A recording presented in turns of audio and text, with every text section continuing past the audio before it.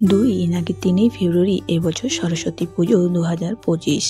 জানুন সম্পূর্ণ ভিডিওর মাধ্যমে। রাধে রাধে বন্ধুরা, সবাই কেমন আছেন? আশা করি সবাই খুব ভালো আছেন ও সুস্থ আছেন। আমি তনু আজকে আবার একটা নতুন ভিডিওর আপডেট নিয়ে চলে এসেছি আপনাদের মাঝে। তো চলুন বন্ধুরা, ভিডিওটি শুরু করা যাক। মাঘ মাসে শুক্লপক্ষী পঞ্চমী তিথিতে হয় বাগদেবীর আরাধনা। এই দিন সরস্বতী পুজো সঙ্গে বসন্ত পঞ্চমী পালিত হয়।